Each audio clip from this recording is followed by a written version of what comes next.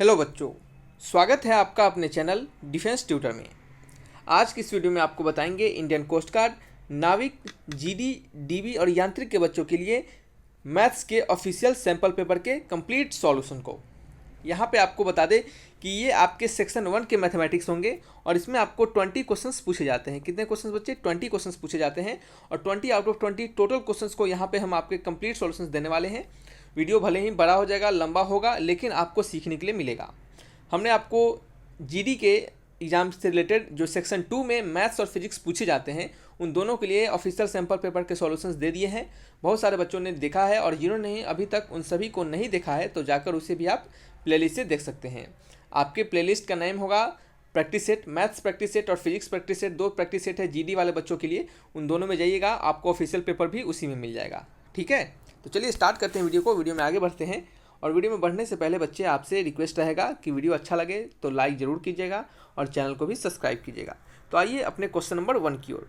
पहले क्वेश्चंस में बढ़ने से पहले कुछ आपको बता दें कि कैसे कैसे आपको इंस्ट्रक्शन एग्जामिनेशन में दिए जाएंगे, तो उनके बारे में थोड़ा सा डिस्कशन कर लेते हैं। चलिए तो बात करते हैं कि सबसे पहले आपको बता दें कि ये जो मैथमेटिक्स है उसमें आपको सेक्शन 1 के मैथमेटिक्स होंगे। यहाँ पे जो भी हम डिस्कशन करने वाले हैं तो आपको पेपर में सेक्शन 1 ऊपर लिखा हुआ मिलेगा और उसमें आपको लिखा रहेगा मैक्सिमम मार्क्स 60। कितना बच्चे? मैक्सिमम मार्क्स 60 और total time 45 minute. Total time 45 minute दिया जाएगा और मैक्सिमम मार्क्स आपको 60 दिया जाएगा। 60 मार्क्स का क्वेश्चन रहेगा और 60 मार्क्स का क्वेश्चन रहेगा और कितना बच्चे? ये 60 क्वेश्चन रहेगा। ठीक है, यहाँ पे इंस्ट्रक्शंस पढ़ते हैं। पहले में लिखा गया है कि there are 60 question in each section. There are 60 questions in this section. Sorry, इस सेक्शन नहीं, दिस सेक्शन। दिस सेक्शन कहने का मतलब इस सेक्शन में आपके 60 क्वेश्चंस मिलेंगे और 60 मार्क्स के हैं, तो इसका मतलब हर एक क्वेश्चन कितने मार्क्स का हो गया बच्चे? हर एक क्वेश्चन 1 मार्क्स का हो गया। नेक्स्ट इंस्ट्रक्शन है आपका, all questions have 4 choices out of which only 1 is correct. सभी क्वेश्चंस में क्या होंगे? 4 चॉइसेस दिए जाएंगे आपको और क्या होंगे? जिनमें से सिर्फ एक आपका सही होगा। नेक्स्ट है आपका, there is no negative marking. उनमें जितने भी क्वेश्चंस आपको होंगे उनमें किसी में भी निगेटिव मार्किंग नहीं होगा। तो ये आपका प्लस पॉइंट है आपके एग्जाम के लिए। तो निगेटिव मार्किंग नहीं होगा तो इसका मतलब ये नहीं कि जो आपको क्वेश्चंस नहीं आए तो आप उसको छोड़ दीजिएगा, बिल्कुल नहीं छोड़िएगा। जो आपको क्वेश्चंस नहीं भी आता है उसे भी आप बना कर आइएगा। हो सकता है 3-4 क्वेश्चंस अगर नहीं आता है आपको और उसे बना लेते हैं आप, तो उसमें से 1-2 भी सही हो जाएगा तो आपको क्या होगा? कुछ एक्स्ट्रा मार्क्स आपके ऐड हो जाएंगे। ठीक है, तो इस कारण से आप छोड़ के नहीं आएगा क्योंकि कोई निगेटिव मार्किंग वहाँ पे नहीं होगा। तो आइए यहाँ पे आज की इस वीडियो में हम मैथ्स के टॉपिक को डिस्कशन करने वाले हैं। जो मैथ्स में आपके 20 क्वेश्चंस पूछे जाते हैं उसमें से डिस्कशन करेंगे 20 आउट ऑफ 20 क्वेश्चंस को। रीजनिंग के लिए आपको 10 क्वेश्चंस पूछे जाते हैं और आपके जो जीके होते हैं उससे 5 क्वेश्चंस, साइंस के लिए बच्चे 10 क्वेश्चंस और जो आपका इंग्लिश होता है उसके लिए 15 क्वेश्चंस। तो चलिए ऐड कीजिए, 20, 30, 40 और ये आपका हो गया 50 और कितना गया? 5, 5, 10 यानी 60 हो गया। तो 60 क्वेश्चन हो गया आपको। तो यहाँ पे सिर्फ हम 20 क्वेश्चन मैथ्स के बारे में डिस्कशन करेंगे। आने वाले समय में आपको रीजनिंग के लिए भी एक वीडियो आपको डाल देंगे। ठीक है, चलिए क्वेश्चन नंबर 1 की ओर बढ़ते हैं। पहला क्वेश्चन है, find the unit place of 3674 into 8596 plus 5699 into 1589। ठीक है, आपको क्या बताना है बच्चे? इसके यूनिट प्लेस बताने हैं।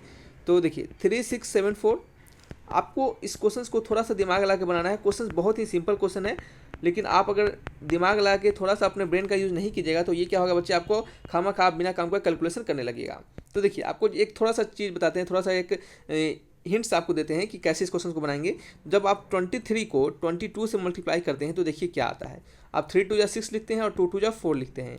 यहाँ पे क्रॉस का साइन देते हैं और यहाँ क्या होता है? 3 2 6 और 2 2 4 हो जाता है। ठीक है, ये आपका 6 हो गया, ये हो गया 6 4 6 4 10 और 4 1 5। ये क्या होगा? आपका 506 हो गया। ठीक है, तो आपको यहाँ पे दिख रहा होगा कि जब आपने पहले वाले नंबर और दूसरे वाले नंबर, जब आपने पहले वाले नंबर का आखिरी डिजिट 3 है और दूसरे नंबर का आखिरी डिजिट 2 है, जब आपने पहले वाले नंबर के आखिरी डिजिट को दूसरे नंबर के आखिरी डिजिट को जब मल्टीप्लाई कीजिएगा तो आपका जो नंबर होल मल्टीप्लाई करने के बाद आएगा उसके लास्ट में आपको वही नंबर मिलेगा। ठीक है, तो जो आपका होल मल्टीप्लाई करने के बाद जो यूनिट नंबर आएगा, कह सकते हैं आप यूनिट प्लेस पे जो नंबर आएगा आपको वही नंबर मिलेगा जो आप पहले नंबर के लास्ट डिजिट को और दूसरे नंबर के लास्ट डिजिट को मल्टीप्लाई कीजिएगा।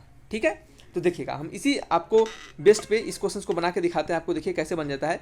पहला वाला नंबर क्या है? 4 है और दूसरे वाले के लास्ट वाले नंबर कितना है? 6 है। तो इसका 6 4 कितना होता है? 24 होगा। तो 24 का हमें क्या मिलेगा? लास्ट में 4 मिलेगा। 24 का हमें लास्ट में क्या मिलेगा बच्चे? 4 मिलेगा। ठीक है, फिर दूसरे वाले नंबर का ये क्या है? 9 है और यहाँ क्या है? 9 है। तो 9 को मल्टीप्लाई करेंगे तो क्या होगा? 9 9 जा 81 होता है और 81 का लास्ट वाला नंबर क्या है? 1 है। तो हमें लास्ट में क्या मिलेगा बच्चे? यहाँ पे 1 मिलेगा। ठीक है, लास्ट में 4 मिलेगा और लास्ट में 1 मिलेगा। तो ये आगे बहुत सारा नंबर होगा, यहाँ पे भी आगे बहुत सारा नंबर होगा, बीच में प्लस का साइन लगा होगा। ठीक है, तो चलिए इसको क्या करते हैं, अब हम इरेज कर देते हैं। बीच में प्लस का साइन लगा होगा, आगे यहाँ पे 4 होगा, फिर इधर बहुत सारा नंबर होगा, और फिर यहाँ पे 1 होगा, और इधर क्या होगा, आगे आपका भी और भी कुछ नंबर होगा। तो आपको बताना है कि यूनिट डिजिट पे कौन से नंबर होंगे। तो जैसे ही ऐड करेंगे तो ये वाला डिजिट इससे ऐड हो जाएगा, तो ये 4 + 1 कितना हो जाएगा, 5 हो जाएगा, और आगे क्या होगा, बहुत सारा आगे नंबर होगा। तो आपका यूनिट डिजिट पूछा जा रहा है, तो यूनिट डिजिट पे कौन सा नंबर हो गया, यूनिट डिजिट पे बच्चे हो गया आपका 5। ठीक है, option number C is the right answer. समझ में आ गया, कौन सा हो गया, ऑप्शन नंबर सी हो गया। तो इस तरीके से इन क्वेश्चंस को बनाना है। समझ में आ गया कैसे बनाना है। यूनिट डिजिट पूछा जा रहा है तो आपको जो तरीका बताया जा रहा है उसको फॉलो कीजिएगा, आपको आसानी से नंबर आपका क्वेश्चंस बन जाएगा। नेक्स्ट है आपका, what will be the highest 3 digit number which when divided by 3, 7 and 21 lives remainder 2। कहा जा रहा है कि आपको 3 डिजिट के हाईएस्ट नंबर बताना है, 3 डिजिट का हाईएस्ट नंबर बताना है कि जिसे कि अगर हम 3, 7 और 21 से भाग करते हैं, जिसे कि हम 3, 7, देखिए कुछ बच्चों को कहना था कि सर थोड़ा हिंदी में भी क्वेश्चन दे दीजिएगा सैम्पल पेपर के भी, तो हमने हिंदी में भी यहाँ पे आपके लिए लिख दिए हैं सैम्पल पेपर के क्वेश्चन को भी हिंदी में। तो थोड़ा सा इस कारण से थोड़ा सा डिले हो गया है वीडियो डालने में, तो यहाँ पे लिखा गया है, आप देख सकते हैं, आप उसे पढ़ लीजिएगा, हम ऊपर वाले पढ़ को आपको समझा देते हैं। तो what will be the highest 3 digit number, क्या होगा हमारा हाईएस्ट 3 डिजिट नंबर जब हम 3, 7 और 21 से उस नंबर को डिवाइड करेंगे, तो हमारा जो रिमाइंडर होगा वो शेषफल होगा वो क्या देगा, हमें 2 देगा, यानी रिमाइंडर बचा हुआ क्या हमें देगा, 2 देगा। ठीक है, तो इस क्वेश्चन को कैसे बनाएंगे, तो सिंपल है, इस क्वेश्चन को बनाने का मेथड है, आप सीख लीजिए कैसे होगा। आप सबसे पहले जो भी नंबर आपको कहा जाए कि जिसके आपको निकालने हैं, आप उसको क्या कीजिए बच्चे, एलसीएम निकालिए। क्या निकालिए बच्चे, एलसीएम निकालिए। ठीक है, तो एलसीएम निकालते हैं, चलिए एलसीएम ऑफ किसका, 3, 7 और 21, इससे आप डिवाइड कर रहे हैं तो 3, 7 और 21 का एलसीएम लीजिएगा तो कितना आएगा, ये 21 ही आ जाएगा। सिंपल सा बात है, क्या आएगा, 21 आएगा। देखिए कैसे आएगा आपको, चलिए निकाल के दिखा देते हैं। तो क्या होगा, 3 से देंगे तो क्या होगा बच्चे आपका, 3 से देंगे तो ये आपका होगा 1, 7, 3, 7 या 21। फिर क्या करेंगे, 7 से देंगे तो क्या होगा, 7 3 या 21, तो एलसीएम क्या आ गया आपका 21 हो गया। ठीक है, चलिए ये आपका 21 हो गया एलसीएम। फिर क्या करेंगे, आपको पता है कि जो greatest 3 digit number, greatest 3 digit number कितना होता है, ग्रेटेस्ट 3 डिजिट नंबर होता है 999। 3 डिजिट का ग्रेटेस्ट नंबर 999 होता है। ठीक है, देखिए बच्चे आपको इसके सॉल्यूशन जो होंगे यहाँ पे, इस कारण से हम मिटा नहीं रहे हैं, आपको जो सॉल्यूशन होंगे आपको पीडीएफ के फॉर्मेट में आपको दे दिया जाएगा। ठीक है, आप टेलीग्राम चैनल को ज्वाइन कर लीजिएगा, वहाँ पे आपको सॉल्यूशन पीडीएफ के फॉर्मेट में मिल जाएगा। चलिए, तो यहाँ पे आपको 3 डिजिट नंबर आपको पता है कि 999 होता है, 999 होता है। तो अब आप क्या कीजिए, इस 999 को डिवाइड कीजिए 21 से। तो हम क्या करेंगे, 999 को डिवाइड करेंगे 21 से, तो हमारा कितना आएगा, 999 को जब डिवाइड करेंगे बच्चे 21 से, तो हमारा आएगा बच्चे क्या आएगा, क्या आएगा बताइए बच्चों। तो जब आप 999 को आप जब 21 से डिवाइड करेंगे तो ये आपका आएगा 47 × 21 + 12, यानी आपको लास्ट में क्या बचेगा बच्चे, 12 बचेगा। क्या होगा बच्चे, आपको लास्ट में 12 बचेगा, यानी 1 to 12 बचेगा। ठीक है, तो अब आप देख सकते हैं कि ये जो हमारा एक्स्ट्रा 12 बच रहा है, अगर इस 12 को देखिए ध्यानपूर्वक सुनिएगा कि हमने इसको डिवाइड किया। देखिए अब डिवाइड करने का तरीका होता है कि आप 21 को सिंपली 999 से डिवाइड करके चेक कर सकते हैं। तो देखिएगा यहाँ पे आपको लास्ट में यहाँ पे 12 बच जाएगा। क्या होगा, लास्ट में यहाँ पे 12 बच जाएगा। ठीक है, 1 to 12 बच जाएगा। तो अगर हम इस 1 to जो आपका 12 है इसको अगर हम हटा देते हैं तो हमारा जो नंबर आएगा वो क्या होगा बच्चे, वो कम्प्लीटली डिवाइड हो जाएगा 21 से। तो इस 999 को हम क्या करते हैं, इसको अलग तरीका से लिखा है हमने। देखिए इसको क्या तरीका से लिखा है हमने कि जो हमारा 999 है इसको हम 47 × 21 लिख सकते हैं, और जब इसको मल्टीप्लाई करके 12 इसमें ऐड कर देंगे तो आपका क्या आ जाएगा बच्चे, आपका आ जाएगा नंबर 999। ठीक है, क्या आ जाएगा, 999 आ जाएगा। ठीक है, तो क्या कहेंगे 47 × 21, तो ये कितना है देखिए, इसको आप जब डिवाइड कीजिएगा तो ये आपका 987 आ जाएगा। ठीक है, और ये क्या है, +12 है, 987 + 12 है आपका। तो 987 + 12 है, तो इस अगर हम 12 को बच्चे, अगर इस 12 को अगर हम सब्सट्रैक्ट कर दें इस पूरे नंबर में से, तो हमारा जो नंबर आएगा वो 999 से डिवाइड हो जाएगा। ठीक है, जैसे देखिए आपको बता दें 7 है, अगर 7 है तो इसको 3 से अगर डिवाइड करते हैं तो क्या होगा, 3 2 6 हो जाएगा, और ये क्या आ जाएगा, 1 आ जाएगा। ठीक है, तो इसी 7 को हम थोड़ा सा इस तरह से लिखते हैं। देखिए इस तरह से लिखते हैं, किस तरह से, देखिए 3 इंटू इसको इससे मल्टीप्लाई किए, 3 × 2 + 1, 3 × 2 + 1 यानी 3 2 6।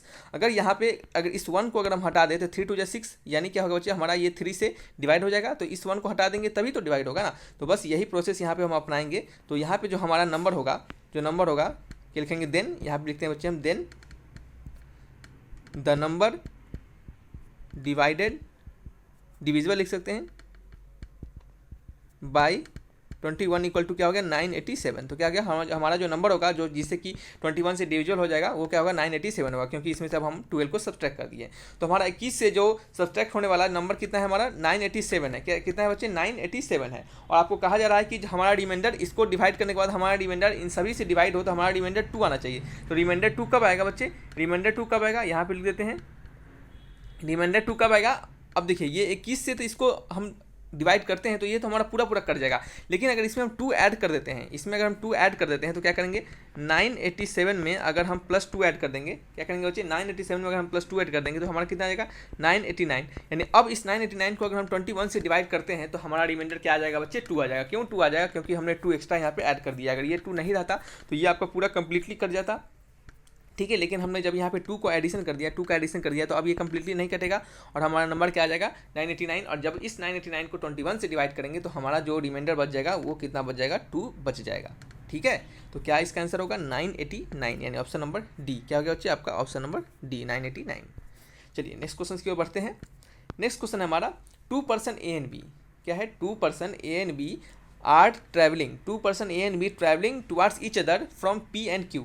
2 पर्सन है, क्या कर रहे हैं बच्चे 2 पर्सन है जो कि एक दूसरे की तरफ ट्रैवल कर रहे हैं। कहाँ से, एक दूसरे की तरफ पी और क्यू से, एक दूसरे की तरफ ट्रैवल कर रहे हैं पी एंड क्यू से। तो मान लेते हैं कि ये एक पॉइंट पी होगा और ये एक पॉइंट क्यू होगा, ठीक है, ये एक पॉइंट क्यू होगा और यहाँ से एक पर्सन ए है वो ट्रैवल कर रहा है और यहाँ से क्या है बच्चे एक पर्सन बी है जो कि ट्रैवल कर रहा है एक दूसरे की तरफ ईच अदर, ठीक है, टुवार्ड्स ईच अदर, ठीक है। चलिए नेक्स्ट क्वेश्चन में कहा जा रहा है कि respectively P and Q respectively which is 396 kilometre apart. जो कि क्या है ये जो पी और क्यू है ये कितने किलोमीटर अपार्ट है 396 किलोमीटर, 396 किलोमीटर अपार्ट, ठीक है। Meet after 11 hour. और ये क्या कर रहे हैं दोनों जब आपस में एक जगह मीट कर रहे हैं तो उस समय जो टाइम हो रहा है वो कितना आ रहा है बच्चे, वो टाइम आ रहा है टी इक्वल टू 11 आवर। कितना है टी इक्वल टू 11 आवर। और मान लेते हैं कि ये दोनों जाके इस पॉइंट पे मीट करते हैं, ए और बी दोनों इस पॉइंट पे जाकर मीट कर जाते हैं। तो उस समय टाइम कितना लग रहा है 11 आवर लग रहा है इन दोनों को एक जगह पे मीट करने में। तो नेक्स्ट कहा जा रहा है क्वेश्चन में आपको speed of A is 6 kilometres per hour more than B. A का जो स्पीड है वो 6 किलोमीटर ज़्यादा है बी के स्पीड से। ए का स्पीड मानते हैं अगर हम एक्स, तो सॉरी बी का स्पीड अगर हम एक्स मान लेते हैं, बी का स्पीड अगर हम एक्स मान लेते हैं तो ए का स्पीड कितना होगा x + 6 हो जाएगा। क्यों 6 हो जाएगा, x + 6 क्यों होगा, क्योंकि स्पीड ऑफ ए जो है वो 6 किलोमीटर मोर देन बी है। तो बी से 6 किलोमीटर ज़्यादा है तो बी में बी को अगर मैं x माना तो ए कितना हो जाएगा x + 6 हो जाएगा, ठीक है, क्योंकि वह 6 ज़्यादा है। तो ये आपको समझ में आ गया। ये आपका ग्राफ है, इसके लिए जो आपका फिगर है वो यहाँ पे है ड्रॉ किया हुआ। तो अब हम इस क्वेश्चन को कैसे बनाएंगे, तो कहा जा रहा है कि find the speed of B. तो बी का स्पीड बताना है, कितना किसका स्पीड बताना है बच्चे, बी का स्पीड बताना है। तो इस क्वेश्चन को बनाने के 2 मेथड होते हैं। एक तो मेथड होता है आपका रिलेटिव मेथड, रिलेटिव वेलोसिटी के मेथड से बनाएंगे। तो हमने आपको जब चैप्टर पढ़ा रहे थे आपको टाइम स्पीड एंड डिस्टेंस, तो वहाँ पे हमने इस टाइप के क्वेश्चंस करवाया है और इससे अच्छे क्वेश्चंस भी आपको हमने करवाया है। तो वहाँ पे हम रिलेटिव मेथड आपको सिखाए थे कि रिलेटिव मेथड से कैसे बनाते हैं, रिलेटिव स्पीड के मेथड से। तो चलिए एक बार यहाँ पे आपको रिलेटिव मेथड से बताते हैं क्योंकि सबसे आसान आपको वही पड़ेगा। तो रिलेटिव स्पीड मेथड से क्या होता है, आपको वी रिलेटिव निकालना पड़ता है और आपको डिस्टेंस रिलेटिव निकालना पड़ता है और टाइम क्या है वो तो आपको 11 आवर दिया ही गया है। टाइम कितना दिया है बच्चे आपका 11 आवर दिया गया है। कितना दिया है बच्चे आपका 11 आवर दिया गया है। तो चलिए हम आपको वी रिलेटिव निकाल के दिखाते हैं। तो वी रिलेटिव निकालेंगे कैसे, तो किसी ए को आप बी के रिस्पेक्ट में निकालिए। तो क्या होगा velocity of A with respect to B, velocity of A हो गया बच्चे और क्या हो गया with respect to velocity of B हो गया, ठीक है। तो वेलोसिटी ऑफ ए क्या है, वेलोसिटी ऑफ ए क्या है x + 6 और इसको पहले हम इरेज कर देते हैं थोड़ा सा यहाँ पे देखिए। तो velocity of A with respect to B को हम लिखते हैं velocity of A minus velocity of B. Velocity of A with respect to B को लिखते हैं velocity of A minus velocity of B. Velocity of A क्या है, velocity of ए है x + 6 माइनस लगाएंगे और वेलोसिटी ऑफ बी क्या है हमारा x है। लेकिन यहाँ पे हमारा डायरेक्शन क्या है, इसके जस्ट रिवर्स है। तो इसको अगर पॉजिटिव मानते हैं तो इधर का डायरेक्शन क्या हो जाएगा, निगेटिव हो जाएगा। तो माइनस टाइम्स ऑफ x हो जाएगा, ठीक है। तो ये क्या होगा x + 6 minus times of x, यानी क्या हो गया x + 6 हो गया और माइनस टाइम्स ऑफ x हो गया, ठीक है। थोड़ी देर रुक जाइए। तो क्या हो गया बच्चे आपका x + 6 और ये माइनस है पहले से, एक माइनस है तो क्या हो जाएगा प्लस आपका x हो जाएगा, क्या हो जाएगा प्लस x आपका हो जाएगा, ठीक है। तो आपको वी रिलेटिव निकल चुका है, वी रिलेटिव आपने निकाल लिया है, वी रिलेटिव आपने निकाल लिया है। ये क्या है, ये क्या है 2x + 6 क्या है यहाँ पे, इसको थोड़ा सा इरेज कर देते हैं, यहाँ पे डायरेक्टली लिख देते हैं 2x + 6 है हमारा।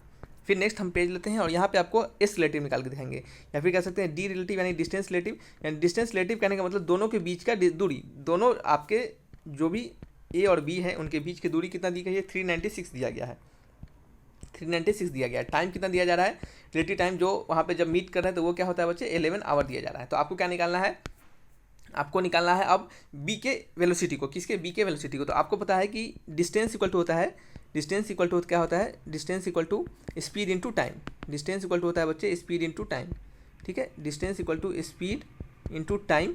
तो डिस्टेंस का वैल्यू है 396 इक्वल टू स्पीड का वैल्यू है आपका कितना दिया जा रहा है, स्पीड का वैल्यू हमने निकाला है 2x + 6 और टाइम का वैल्यू कितना है, टाइम का वैल्यू 11 है। तो 11 से ये कितने टाइम्स कट जाएगा बच्चे, 36 टाइम्स कट जाएगा, कितने टाइम्स, 36 टाइम्स कट जाएगा, ठीक है।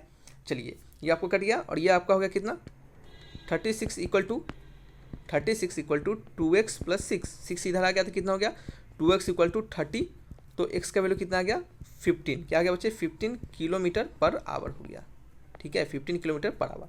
तो जो x क्या है, हमने x b के वेलोसिटी को माना था हमने x, तो हमारा b का वेलोसिटी पूछा जा रहा है, तो v का वैल्यू क्या हो गया, स्पीड ऑफ b कितना हो गया, 15 हो गया, ऑप्शन नंबर ए हो गया, क्या हो गया बच्चे, ऑप्शन नंबर ए हो गया। तो समझ रहे हैं, ये एक रिलेटिव वेलोसिटी का कंसेप्ट होता है। और इसके रिगार्डिंग एक और कंसेप्ट है, एक और नए तरीके से इसे हम बना सकते हैं, तो आप कहिएगा तो हम आपको इसके लिए अलग से एक वीडियो बना देंगे जिसमें आपको इस नए तरीके को भी सिखा देंगे, ठीक है। तो चलिए बच्चे, इस वीडियो में उस तरीके को नहीं सिखाते हैं, हमने शॉर्टेस्ट तरीका आपको सिखाया कि शॉर्टेस्ट तरीके से बनाइएगा तो आपको आसानी से बन जाएगा, ठीक है। चलिए नेक्स्ट क्वेश्चन के ऊपर जाते हैं। अ train travelling at speed 90 kilometre per hour, एक ट्रेन है जो कि 90 किलोमीटर प्रति घंटे की रफ्तार से चल रहा है, ठीक है।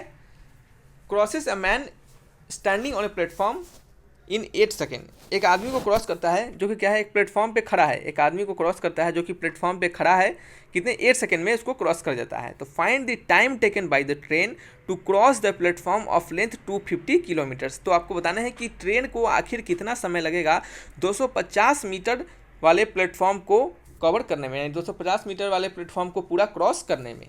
फिर से क्वेश्चन सुनिएगा, a train travelling speed of 60 kilometre प्रति घंटा, यानी 60 किलोमीटर प्रति आवर की रफ्तार से चल रहा है ट्रेन और क्रॉस करता है किसी आदमी को जो कि प्लेटफॉर्म पे खड़ा है इन 8 सेकेंड में, 8 सेकेंड में, ठीक है। Find the time taken by the train, तो आपको बताना है time taken by the train to cross platform of length 250 kilometre, कितना, 250 किलोमीटर वाले प्लेटफॉर्म को क्रॉस करने में उसे कितना समय लगेगा। चलिए हम बनाते हैं, यहाँ पे हम प्लेटफॉर्म बना लेते हैं, ये हमारा क्या है, प्लेटफॉर्म है, ठीक है। यहाँ पे एक कोई व्यक्ति खड़ा है,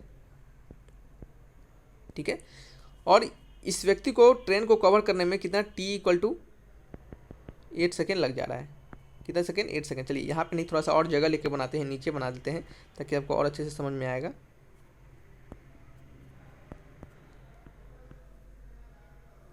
चलिए ठीक है, चलिए यहाँ पे एक आदमी खड़ा है और इस पूरे ट्रेन को इसको कवर करने में तो कितना, t इक्वल टू 8 सेकेंड में इसको ये कवर कर लेता है, कितने सेकेंड में, t इक्वल टू 8 सेकेंड में। और इस प्लेटफॉर्म का पूरा लेंथ है 250 मीटर, ठीक है। तो चलिए हम आपको बताते हैं कि ये जो इसको t सेकेंड, इस व्यक्ति को यानी इस मैन को ट्रेन के को पूरा क्रॉस करने में 8 सेकेंड का समय लग जाता है। तो इससे हम क्या समझते हैं, देखिए इससे हम समझते हैं कि जब हमारा ट्रेन प्लेटफॉर्म के अंदर आया होगा, ये व्यक्ति जो है वो प्लेटफॉर्म पे ही खड़ा है, तो ये जब हमारा ट्रेन प्लेटफॉर्म के अंदर आया होगा, जैसे ही प्लेटफॉर्म के अंदर यहाँ पे ट्रेन हमारा इंटर किया, ये पहला ट्रेन यहाँ पे है, पहला ट्रेन क्या है हमारा, पहला ट्रेन यहाँ पे है, ठीक है, यहाँ पे है, प्लेटफॉर्म के बाहर है अभी, ठीक है। तो जैसे ही प्लेटफॉर्म के अंदर ट्रेन हमारा इंटर किया, प्लेटफॉर्म के अंदर ट्रेन हमारा इंटर किया, यहाँ पे जैसे इंटर किया तो यहाँ तक ट्रेन आया होगा, तो ट्रेन अब इस आदमी के सामने है, ठीक है। सुनिए ध्यान से, आपको बहुत सारे बच्चों को इसमें प्रॉब्लम होता है कि क्यों ऐसा हो जा रहा है। तो हमारा जो ट्रेन है इस आदमी के सामने है, ठीक है। तो जस्ट अब क्या होगा, इस आदमी से आगे बढ़ने लगा हमारा ट्रेन, इस आदमी से आगे ट्रेन बढ़ने लगा हमारा ट्रेन, अब यहाँ पे चलाया, ठीक है, ट्रेन हमारा यहाँ पे चलाया।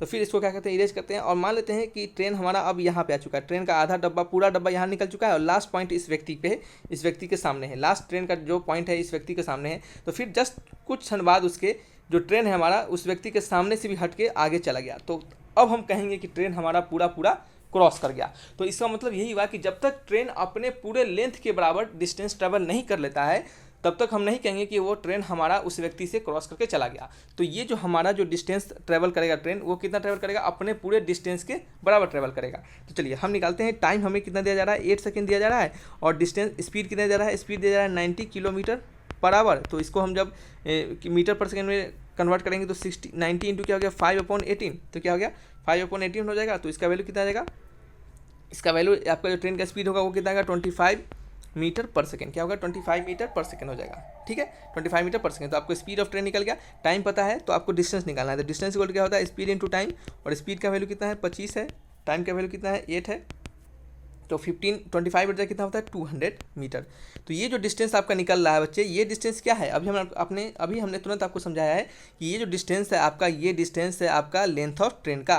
क्यों लेंथ ऑफ ट्रेन का डिस्टेंस है, तो यानी उस पूरे डिस्टेंस ट्रेन को लग रहा है 200 मीटर ट्रेन डिस्टेंस कवर कर रहा है उस आदमी को क्रॉस करने में, तो वो अपने जो पूरे ट्रेन का जो लंबाई होगा उतना पूरा उसको लग जा रहा है उस आदमी को पार करने में, यानी उस आदमी को क्रॉस करने में। अभी तुरंत हमने आपको समझाया कि जब ट्रेन हमारा यहाँ से स्टार्ट होगा और यहाँ पे पहला पॉइंट जाएगा उसका, और फिर लास्ट में जब ट्रेन हमारा यहाँ तक चला जाएगा तो वो कितना डिस्टेंस कवर कर लिया रहेगा, वो अपने लेंथ के बराबर डिस्टेंस कवर कर लिया होगा। तो ये डिस्टेंस जो होगा आपको वो 200 मीटर दिया होगा। ये क्या है, ये डिस्टेंस आपका जो होगा 200 मीटर, वो ट्रेन का लंबाई होगा, ठीक है।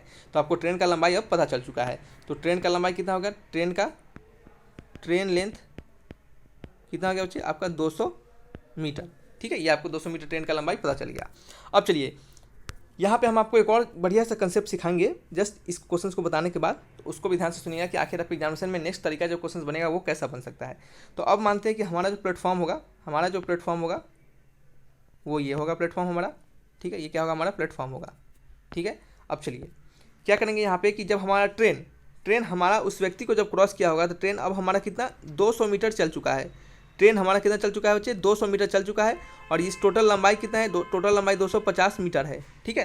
टोटल लंबाई 250 मीटर है, ट्रेन हमारा 200 मीटर चल चुका है, और उसको कितना चलना है अभी, इसको चलना है अभी यहाँ पे 50 मीटर और, ठीक है 50 मीटर और चलना है। कितना चलना है बच्चे 50 मीटर भी और चलना है उसे।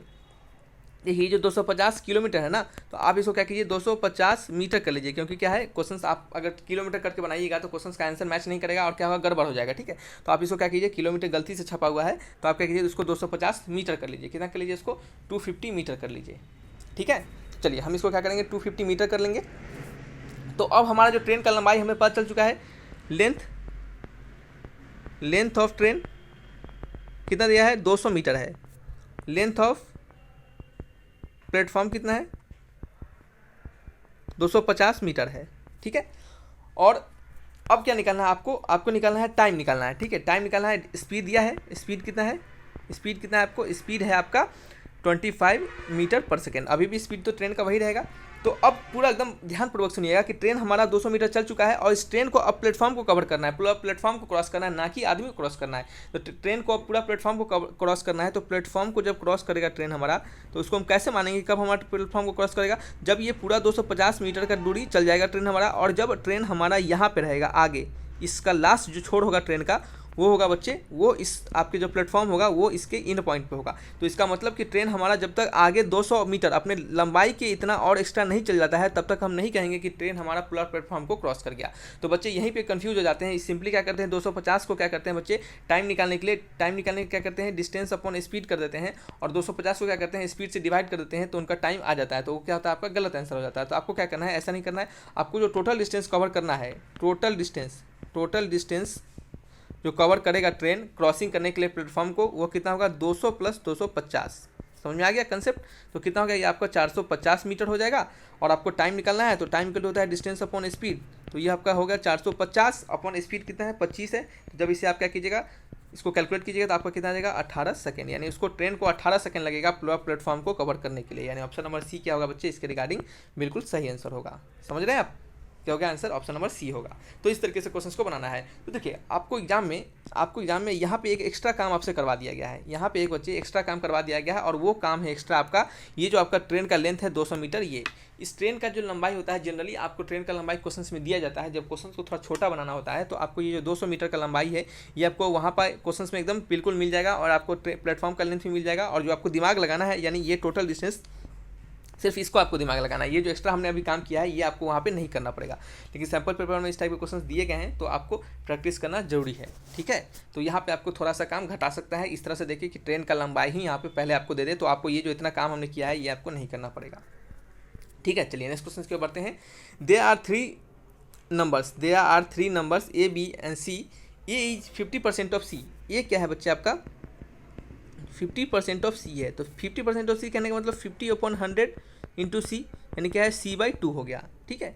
और b कितना दिया जा रहा है, b दिया जा रहा है आपका 75% ऑफ सी। तो 75% ऑफ सी कहने का मतलब 75/100 इंटू सी, तो ये आपका हो गया कितना 3/2 क्या हो गया बच्चे 3 ऐसे नहीं करते हैं, 25 चौके 100, 25 या 75 यानी क्या होगा 3/4 होगा, ठीक है 3/4 इंटू सी, ठीक है ये आपको हो गया। आपको क्या पूछा जा रहा है कि then A is what percent of B, जो ए होगा वो कितने परसेंट होगा बी के। तो देखिए हमने इस टाइप के क्वेश्चंस भी हमने आपको सिखाया था, आपको परसेंटेज जब पढ़ा रहे थे तो आपको हमने इस टाइप के क्वेश्चंस करवाया था, और इससे अच्छे क्वेश्चंस भी हमने आपको करवाया था, इससे थोड़ा सा और अच्छे लेवल में भी, ठीक है।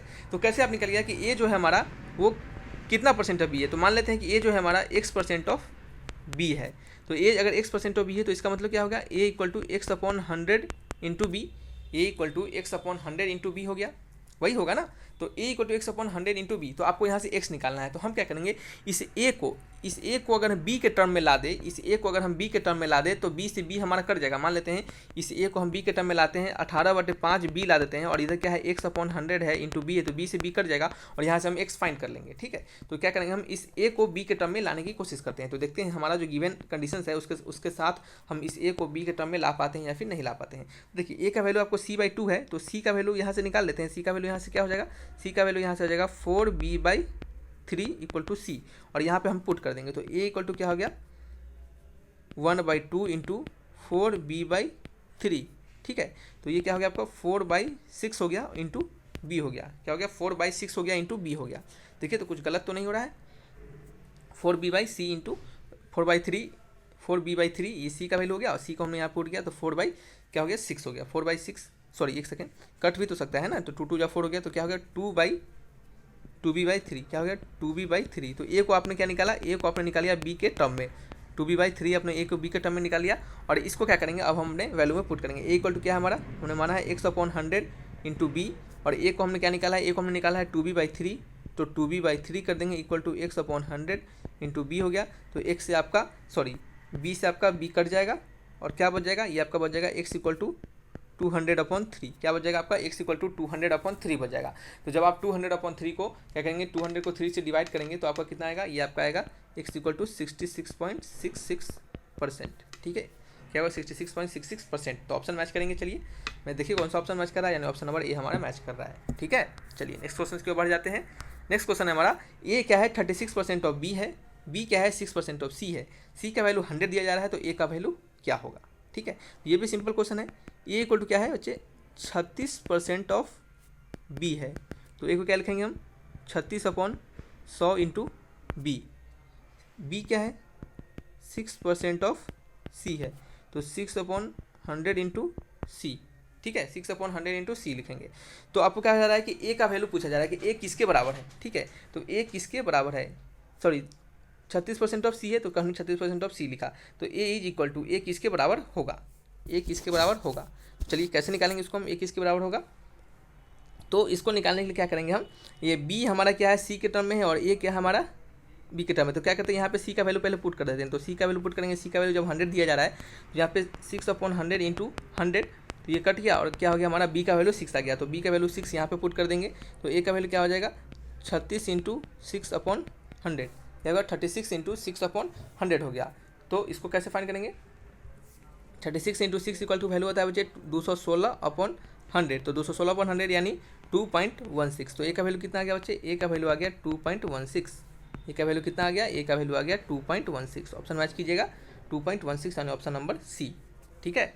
चलिए नेक्स्ट क्वेश्चन की ओर बढ़ जाते हैं। नेक्स्ट क्वेश्चन है हमारा, और shopkeeper purchase 2 quality of rice A and B. एक शॉपकीपर है जो कि परचेज करता है यानी खरीदता है 2 क्वालिटी, 2 तरह के राइसेस को, क्या है 2 तरह के राइसेस को जिनका नाम रखा गया है ए और बी, ठीक है। तो एक ए तरह का राइस खरीदता है, एक दूसरा बी तरह का राइस खरीदता है, ठीक है। चलिए फिर नेक्स्ट कहा जा रहा है कि ही बाउट 10 kg ऑफ राइस ए, ये कितना खरीदता है, ये 10 kg खरीदता है, और कितने रुपये से खरीदता है 35 रुपीज़, कितना 35 रुपीज़ पर केजी से, 35 पर केजी, 35 रुपीज़ पर केजी। बी कितना राइस खरीदता है, एंड 20 kg राइस बी, और 20 kg राइस बी खरीदता है, कितने रुपये से 47 रुपये पर केजी से, कितना 47 रुपये पर केजी से। तो क्या कहा जा रहा है कि find the overall cost price per kg if he mixed both type of rice. अगर वो दोनों आपको राइस को मिक्स कर देगा, दोनों राइस को मिक्स कर देगा, तो overall cost price per KG उसको कितना पड़ेगा। तो चलिए हम दोनों राइस को क्या करने वाले हैं, अब क्या करेंगे यहाँ पे मिक्सिंग स्टार्ट हो जाएगा, ठीक है। मिक्सिंग यहाँ पे मिक्सिंग कर देंगे, तो ए प्लस बी हमारा क्या होगा अब मिक्स हो जाएगा, तो ए प्लस बी को जब मिक्स कर देंगे तो हमारा जो टोटल क्वांटिटी हो जाएगा वो टोटल कितना हो जाएगा, टोटल क्वांटिटी हमारा कितना हो जाएगा 20 + 30 यानी 30 kg। टोटल प्राइस कितना हो जाएगा, टोटल प्राइस आपका हो जाएगा 35 kg और क्या है ये आपका 47 kg। तो टोटल प्राइस आपका 35 × 10 350 प्लस क्या हो गया 247 × 20 47 × 20। तो 47 × 20 आपको मल्टीप्लाई करना है तो कितना होगा 47 × 20 आपका ये हो जाएगा 940। क्या हो जाएगा 940। तो 940 आपका हो गया और ये कितना हो गया आपका, इतना टोटल आपका पैसा हो गया। तो इसे ऐड करेंगे 940 में 350 को क्या करेंगे ऐड करेंगे तो कितना होगा आपका, ये आपका हो जाएगा 1290। क्या होगा बच्चे आपका 1290। तो जो आपका टोटल आपको वो 30 kg राइस खरीदा है और 30 kg के बाद इसका जो टोटल पैसा लग रहा है 30 kg खरीदने में वो 1290 रुपया लग रहा है। तो 1 kg का कितना हो जाएगा, तो ईच kg का निकालेंगे, ईच kg। ठीक है, कहाँ पे लिख देते हैं, यहाँ पे लिख देते हैं। ठीक है, यहाँ पे लिख देते हैं ईच kg का प्राइस कितना हो जाएगा, ईच kg का price of each kg rice. ठीक है, प्राइस ऑफ ईच kg आपका राइस। ठीक है, price of each kg rice कितना हो जाएगा आपका, ये आपका हो जाएगा टोटल पैसा 1290 अपॉन टोटल आप उसका क्वांटिटी। तो 1290 डिवाइडेड 30 तो कितना आएगा आपका ₹43 पर kg, यानी उसको 43 रुपया पर kg लग जाएगा। अगर वो दोनों राइस को कंबाइन कर लेगा तो ओवरऑल उसका कॉस्ट प्राइस कितना हो जाएगा, वो 43 रुपया उसका हो जाएगा। ठीक है, समझ में आ गया। सिंपल क्वेश्चन था, बिल्कुल सिंपल क्वेश्चन था। ए और बी का दिया था, आपको दोनों का क्वांटिटी जोड़ देना था, दोनों के पैसे को एडिशन कर देना था और उसको क्या करना था, टोटल आपके अमाउंट से जितने अमाउंट होंगे टोटल उसको डिवाइड कर देना था टोटल क्वांटिटी से। आपको सिंगल का पैसा पता चल जाएगा कंबाइन करने के बाद। चलिए नेक्स्ट क्वेश्चन की बात करते हैं। नेक्स्ट क्वेश्चन क्या है हमारा, क्वेश्चन नंबर 8 है। Sachin has batting average 90 in 80 innings. बहुत बढ़िया क्वेश्चन है ये। क्वेश्चन को थोड़ा ध्यानपूर्वक सुनिएगा और सीखने की कोशिश कीजिएगा क्योंकि इस टाइप के क्वेश्चन आपको बहुत बार पूछे जाते हैं। ठीक है, देखिए Sachin has batting average of 99 in 80 innings. Sachin का जो बैटिंग एवरेज है वो 99 है, कितने 80 इनिंग्स में, 80 इनिंग्स में 99 एवरेज है। तो एवरेज लिखते हैं, पहला कंडीशन एवरेज कितना है 99 है और 80 इनिंग में। ठीक है, 80 इनिंग्स में। फिर नेक्स्ट हमारा कि he was out of duck in his 80th inning. ये क्या करता है, वो 80वें इनिंग में क्या हो जाता है, आउट हो जाता है। तो हम लिखेंगे जो रन बनाया होगा, स्कोर, रन का जो स्कोर होगा इन 80th इनिंग में, 80वां इनिंग में होगा जो बच्चे, वो कितना होगा 0 होगा, क्योंकि वो आपका क्या हो गया, डक आउट हो गया, यानी क्या गया वो आउट हो जाता है। ठीक है, नेक्स्ट है आपका क्या है, नेक्स्ट है आपका इफ़, अगर he where has a batting average of 100, अगर उसका बैटिंग एवरेज अगर 100 रहेगा तो how much should have been scored by him in the is 80th inning. तब वो अपने 80th इनिंग में कितना बनाएगा। जब वो 99 उसका एवरेज स्कोर था तो उस अपने 80th इनिंग में वो 0 पे आउट हो गया। तो अब उसका अब उसका क्या होगा बच्चे, 80th इनिंग में अगर 100 स्कोर हो जाएगा तो अब आपको पूछा जा रहा है कि 80th इनिंग में कितना आपका वो स्कोर बनाएगा। सोचने वाली बात है कि जब हमारा ये 80th इनिंग में अगर स्कोर ही नहीं बनाया तो हमारा एवरेज पे कोई फ़र्क नहीं पड़ा, लेकिन जैसे ही वो 80th इनिंग में कुछ स्कोर बना देगा, कुछ स्कोर अचीव कर लेगा तो उसका एवरेज होगा वो कुछ से तो इंक्रीज कर ही जाएगा, कुछ से तो उसका एवरेज इंक्रीज कर ही जाएगा। तो आखिर वो 80th इनिंग में आखिर रन कितना बनाया होगा। ठीक है, आपसे ये पूछा जा रहा है। तो पहला कंडीशन ये है। दूसरा कंडीशन क्या है हमारा, एवरेज कितना है हमारा, अब एवरेज हमारा हो गया 100, एवरेज हमारा हो गया 100 और 80th इनिंग में भी अभी भी 80th इनिंग्स ही है। ठीक है, 80th इनिंग्स ही है। तो 80th मार्कर नहीं चल पाता, इसका आंसर बचे, थोड़ा सा राइटिंग ठीक नहीं हो पाता है। क्या हो गया, 80th इनिंग्स हो गया और रन स्कोर कितना हो गया, run score in 80th inning आपसे पूछा जा रहा है, ये आपसे पूछा जा रहा है। ठीक है, तो पहले वाले कंडीशन और दूसरे वाले कंडीशन से देखिए हम क्या करते हैं। पहले वाले कंडीशन से कुछ आपका वैल्यू निकलेगा और दूसरे वाले कंडीशन में उसका यूज होगा। ठीक है, तो जब आपको पता है एवरेज अगर 90 है तो ऐसा कितना है, 80 बार मैच खेला गया है। तो x1 + x2 + x3 up to कहाँ तक बच्चे, x80 तक, यानी x80 तक क्या होगा बच्चे, मैच खेला गया। ये सभी क्या है, मैचेज हैं, पहला मैच, दूसरा मैच, तीसरा मैच, अप टू 80 मैचेस। ठीक है, ये ब्रैकेट होगा, डिवाइड का साइन होगा नीचे और यहाँ पे लिखाएगा, क्या लिखाएगा, यहाँ पे लिखाएगा 80, क्योंकि हमने क्या निकाला है, हमने यहाँ पे एवरेज निकाला है। तो एवरेज कैसे निकालते हैं, सभी के सम अपन टोटल वैल्यू, तो सभी के सम निकाल दिया हमने और टोटल वैल्यू कितना है, 80 मैचेज खेला गया तो नीचे 80 से भाग कर दिया, इसका वैल्यू कितना आ रहा है, 99 आ रहा है। और आपको पता है कि 80वां जो मैच है इसमें जो x80 होगा उसमें रन उसके द्वारा 0 बनाया गया होगा।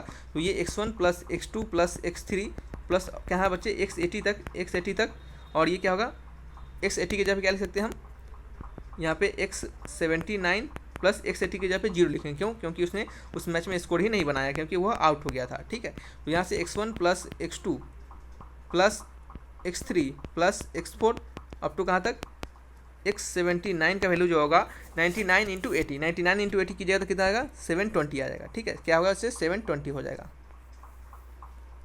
इसको आप क्या कर लीजिए इक्वेशन 1 मान लीजिए। क्या कीजिएगा बच्चे, इसको इक्वेशन आप 1 मान लीजिए। ठीक है, तो आपको ये वैल्यू निकल गया। अब नेक्स्ट है, एक नेक्स्ट पेज लेते हैं और उसमें आपको सिखाते हैं कि अब क्या करने वाले हैं। अब हमारा कंडीशन 2 चलेगा। कंडीशन 2 क्या है, एवरेज 100 है, तो कंडीशन 2 के लिए जो एवरेज होगा वो क्या होगा, वो होगा आपका x1, क्या होगा बच्चे x1 होगा, फिर x2 होगा, फिर क्या होगा x3 होगा, फिर x4 होगा, फिर अप टू कहाँ तक x80 तक होगा। ठीक है, अपॉन क्या करेंगे नीचे, टोटल हमारा अभी भी 80 मैच है तो 80 लिखेंगे। वो कितना वैल्यू दिया जा रहा है, एवरेज का वैल्यू दिया जा रहा है हमें 100, यानी इसको क्या लिखेंगे 100 के बराबर लिख देंगे। तो यहाँ से हमें x1 सॉरी बच्चे x1 plus x2 up to कहाँ तक x79 plus x80 equal to क्या निकल जाएगा 8000। क्या निकल जाएगा बच्चे 8000 हो जाएगा। ठीक है, तो आपको यहाँ से यहाँ तक का वैल्यू आपको पता है, यहाँ से यहाँ तक का वैल्यू आपको पता है, जस्ट हमने अभी पीछे निकाला है। तो उसका वैल्यू कितना जा रहा है, इसका वैल्यू 720 है। कितना है, इसका वैल्यू 720 है। और आपको x80 यानी 80वां जो मैच खेला गया है उसमें आपको स्कोर निकालना है कि x80 यानी 80th मैच में उसका स्कोर कितना होगा। तो 80th मैच में उसका स्कोर निकल जाएगा कैसे, ये आपका 8000 के बराबर हो गया, और ये क्या है आपका, ये क्या आपका 8000 हो गया, और यहाँ पे क्या है आपका x80th है। तो x80 का वैल्यू कितना हो गया 8000 माइनस 720, 8000 माइनस 720। तो 8000 माइनस 720 कीजिएगा तो x80th का वैल्यू कितना आ जाएगा 80 होगा। यानी वो जो 80th इनिंग होगा, यानी जब उसका 80th इनिंग होगा बच्चे, 80th इनिंग जो अब जब सचिन 80th इनिंग खेलेगा तो उसमें वो 80 का स्कोर करेगा। कितना करेगा 80 का स्कोर करेगा, यानी वो 80 रन बनाएगा। कितना रन बनाएगा 80 रन बनाएगा। तो इस तरीके से इस क्वेश्चन को बनाना है। तो पहले कंडीशन के साथ हमने क्या किया, एवरेज का वैल्यू यूज़ किया और पहले से 179 तक का वैल्यू निकाला, क्योंकि वो हमें नहीं दिया था। इस 1 से लेकर x1 से लेकर x79 तक जितने स्कोर किया उन्होंने, तो उसका हमने क्या किया, इसको यहाँ पे यूज़ किया और यहाँ से यूज करके हमने x80 का वैल्यू फाइंड किया है। ठीक है, चलिए नेक्स्ट क्वेश्चन की बात करते हैं।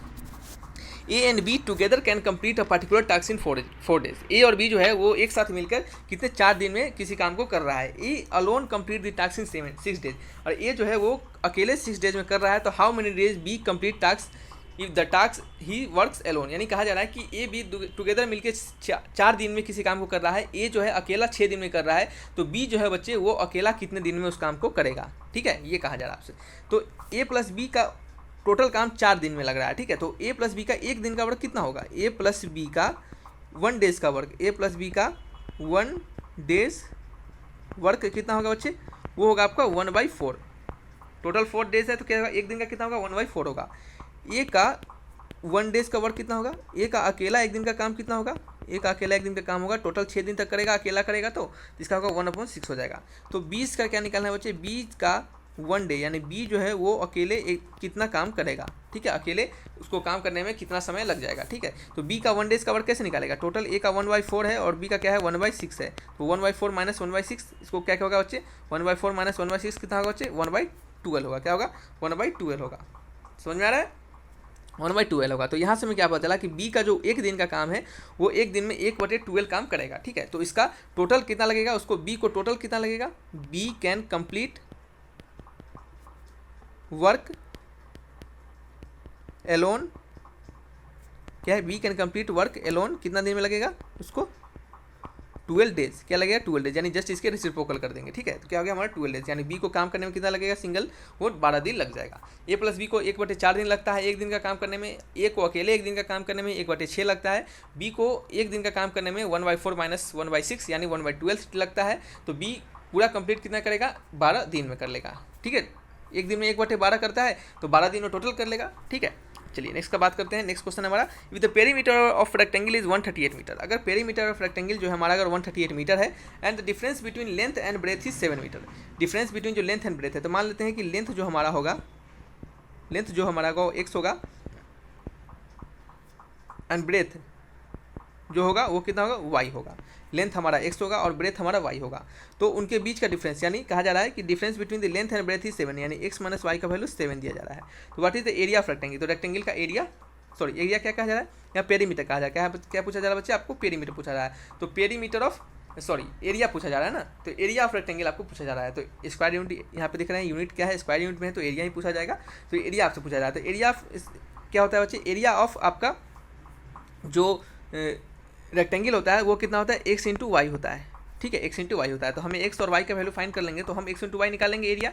सिंपल क्वेश्चन है। तो यहाँ से इसको हम क्या करते हैं, घेर देते हैं और यहाँ से हम आपको फाइंड करके दिखाएंगे बाद में। पहले एक्स और वाई का वैल्यू तो निकाल दें। पेरीमीटर ऑफ रेक्टेंगल 138 दिया जा रहा है। तो पेरीमीटर कैसे निकालेंगे, पेरीमीटर यानी 2 into X plus 2 into Y equal to 138 है। तो यहाँ से X plus Y equal to क्या निकल गया, X plus Y equal to निकल गया 69। ठीक है, तो हमें दो इक्वेशन पता चल गया और दो अननोन है हमारे पास। एक इक्वेशन ये है, दूसरा इक्वेशन ये है, और दो इक्वेशन में पता है एक्स और वाई दोनों हमारे क्या है, अननोन है। तो दोनों को फाइंड कर लेंगे। X minus Y equal to क्या है, 7 है। यहाँ से वाई कट जाएगा तो 2x इक्वल टू क्या हो जाएगा, 2x इक्वल टू हो जाएगा 69 प्लस 7 कितना होगा बच्चे आपका 76 हो जाएगा। तो यहाँ से x का वैल्यू कितना आएगा, x का वैल्यू यहाँ से आ जाएगा 38, और x का वैल्यू जब 38 तो हो गया, तो y का वैल्यू कितना हो गया, y का वैल्यू आपका हो गया 31। फाइंड कर लीजिएगा, किसी एक में पुट कर दीजिएगा, आपको वैल्यू निकल जाएगा। y का वैल्यू 31, x का वैल्यू 38। तो आपको क्या निकालना है, अब आपको एरिया निकालना है। तो एक एरिया का वैल्यू कितना हो गया 76 क्या है, सॉरी x का वैल्यू कितना है 38 है। तो 38 इंटू 31, 38 इंटू 31 तो कितना आएगा आपका 1178 स्क्वायर यूनिट। क्या होगा, स्क्वायर यूनिट 1178 स्क्वायर यूनिट, यानी option number D 1178 square unit. Square unit यहाँ पे मीटर में दिया जा रहा है, तो आप यूनिट के जगह पे मीटर लिख सकते हैं। क्या लिख सकते हैं, मीटर लिख सकते हैं। ठीक है, चलिए नेक्स्ट क्वेश्चन की बात करते हैं। What will comes in place of question mark, क्या आएगा इस क्वेश्चन मार्क के जगह पे in the following question given question में। ठीक है, तो कहा जा रहा है कि 25%, चलिए मार्कर चेंज कर लेते हैं, 25% ऑफ 84 इंटू 24% ऑफ 85 ये किसके बराबर है। तो इसी क्वेश्चन मार्क का वैल्यू निकालना है। तो चलिए यहाँ पे हम इक्वल टू लिखते हैं, इसको बनाने की कोशिश करते हैं, देखते हैं कैसे बनता है। तो 25% ऑफ 84 है, यानी 25 अपॉन 100 इंटू 84, इसका मतलब यही हुआ। फिर इंटू का साइन है, 24 अपॉन 100 इंटू क्या है 85, 24% ऑफ 85 यानी 24 अपॉन 100 इंटू 85। ठीक है, अब इसे क्या करेंगे, हम कैलकुलेट करेंगे। तो इसे कैलकुलेट करेंगे तो ये कितना होगा आपका, ये आपका हो जाएगा 4 टाइम्स कर जाएगा, 25 चौके 100, और ये 4 2 8 और 4 1 जा 4, यानी 21 इंटू इसे कैलकुलेट करेंगे तो कितना आएगा 20.4। हमने कैलकुलेट करके रखा है तो 20.4 आता है। तो इसे हम मल्टीप्लाई करेंगे तो कितना आएगा 428.4 आ जाएगा। तो क्या होगा इसका आंसर 428.4, यानी ऑप्शन नंबर सी। समझ रहे हैं, सिंपल क्वेश्चन था, दूसरा कुछ नहीं, कैलकुलेशन करना है, जो दिमाग लगाना था थोड़ा सा यहाँ पे लगाना था। ठीक है, उसके बाद पूरा कैलकुलेशन है। नेक्स्ट है आपका, नेक्स्ट क्वेश्चन है कि if in a triangle ABC, किसी ट्रायंगल ABC में, चलिए हम बना लेते हैं, किसी ट्रायंगल ABC को हम बना लेते हैं। किसी ट्रायंगल ABC में, ये हमारा ट्रायंगल A हो गया, ये साइड A हो गया, ये साइड B हो गया, ये साइड C हो गया। तो किसी ट्रायंगल ABC में AB किसके बराबर है, AC के, यानी AB किसके बराबर है, AC के। तो AB AC के बराबर है, तो ये जो एंगल होगा और ये जो एंगल होगा ये थीटा अगर होगा तो ये भी थीटा होगा, क्योंकि जो अगर साइड्स इक्वल हैं तो साइड्स के जो अपोजिट एंगल होंगे तो वो भी क्या होंगे बच्चे, इक्वल ही होंगे। ठीक है, और एंगल A का वैल्यू कितना दिया जा रहा है, एंगल A का वैल्यू दिया जा रहा है x प्लस 15 डिग्री, और एंगल B का वैल्यू कितना दिया जा रहा है 2x प्लस 25 डिग्री। और आपको पता है कि एंगल B जो है और वो एंगल C जो है वो आपस में बराबर है। तो एंगल B बराबर एंगल C है, जो कि किसके बराबर है, थीटा के बराबर है। ठीक है, तो एंगल B इक्वल है एंगल C के। तो आपको पता है कि किसी ट्रायंगल, इन ट्रायंगल ABC में, ठीक है, जो सम ऑफ एंगल्स होते हैं वो क्या होते हैं 180 डिग्री के बराबर। तो angle A plus angle B plus angle C equal to 180 degree. आपसे पूछा क्या जा रहा है, आपसे एंगल C का वैल्यू पूछा जा रहा था, यानी एंगल C या फिर एंगल B दोनों एक ही बात है। तो किसी का वैल्यू निकाल दीजिए, एंगल B का या फिर एंगल C का, दोनों आपस में सेम ही होंगे। तो angle A plus angle B plus angle C equal to 180 degree. Angle A का वैल्यू कितना है, एंगल A का वैल्यू है x प्लस 15, एंगल B का वैल्यू कितना है 2x plus 25, 2x plus 25, angle C का वैल्यू भी कितना है 2x plus 25 equal to 180 degree. समझ में आ रहा है, इक्वल टू 180 डिग्री। तो अब क्या करेंगे इसे हम, ये 2x प्लस x कितना हो गया आपका, ये 5x हो गया, और किसके बराबर हो गया 5x 180 हो गया, यहाँ पे 25, और ये 25 कितना 50 हो गया, 50 प्लस 15 कितना बचे 50 प्लस 15, ये आपका 65 हो गया। ठीक है, और 65 हो गया, ये 180 में से क्या करेंगे 65 को सब्ट्रैक्ट करेंगे तो कितना आ जाएगा, 180 में से 65 को सब्ट्रैक्ट करेंगे तो आपका 115 आ जाएगा। कितना आएगा बच्चे 115। तो यहाँ से हम x का वैल्यू फाइंड कर लेंगे। तो x का वैल्यू कैसे फाइंड करेंगे, 115/5, तो x का वैल्यू कितना आएगा 115/5 आएगा, यानी कितना होगा बच्चे 23। x का वैल्यू कितना निकल गया हमें 23 निकल गया, x का वैल्यू हमें निकल गया 23।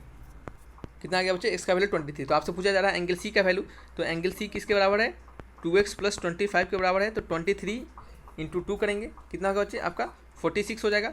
तो यहाँ पे 46 प्लस 25, 46 प्लस 25 कितना आता है बच्चे, आपका आता है 71 डिग्री। तो एंगल सी का वैल्यू कितना आ गया, एंगल सी का वैल्यू आ गया 71 डिग्री। ऑप्शन मैच करेंगे, ऑप्शन नंबर ए, समझ रहे हैं, 71 डिग्री आंसर होगा। ठीक है, सिंपल सा क्वेश्चन था, बस आपको ट्रायंगल का प्रॉपर्टी लगाना था, दूसरा कुछ नहीं करना था। दो ट्रायंगल का प्रॉपर्टी लगेगा कि साइड्स के अपोजिट एंगल बराबर होते हैं, और दूसरा sum of angles of triangle is 180 degree. Next बात करते हैं, हमारा नया क्वेश्चन है, a point P is located outside a circle with centre O. ये एक अच्छा क्वेश्चन है, ये एक बढ़िया क्वेश्चन है बच्चे, तो इस क्वेश्चन को थोड़ा ध्यानपूर्वक सुनिएगा। ये point P is locate outside इस सर्किल विथ सेंटर ओ। एक पॉइंट पी है जो कि किसी सर्किल के बाहर लोकेट कर रहा है और सर्किल का सेंटर ओ है। A tangent from point P is touches the circle at A. एक टेंजेंट जो है कि हम पी से खींच रहे हैं तो उस सर्किल पे ए पॉइंट पे टच कर रहा है। And a secant from P cut the circle at B and C. और जब उसी पी पॉइंट से जब हम सेकेंड खींच रहे हैं तो वो हमारा कितना बी और सी पे सर्किल पे कट कर रहा है। ठीक है, तो कहा जा रहा है कि पी ए का वैल्यू कितना है 12 सेंटीमीटर एंड पी सी का वैल्यू कितना है 16 सेंटीमीटर। पी ए का वैल्यू 12 सेंटीमीटर और पी सी का वैल्यू 16 सेंटीमीटर। तो आपको बताना है the length of chord B C. तो आपको कॉर्ड बी सी का लेंथ बताना है। तो चलिए देखते हैं कैसे बनाएंगे इस क्वेश्चन को। सिंपल क्वेश्चन है, ज़्यादा इसमें कुछ नहीं करना है।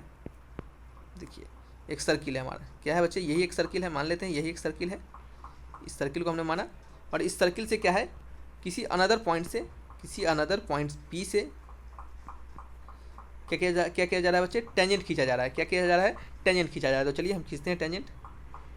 इस पी पॉइंट से इस पे टेंजेंट खींचेंगे, तो टेंजेंट जब खींच रहे हैं तो यहाँ हमें पता चल रहा है कि ये किसी ए पॉइंट पर टच कर रहा है। कहा जा रहा है कि ए पॉइंट, ये टेंजेंट खींच रहे हैं पॉइंट पी से, तो वो कितने पे, किसी सर्किल पे ए पॉइंट पे आपको टच कर रहा है, तो टेंजेंट टच करके ही जाएगा।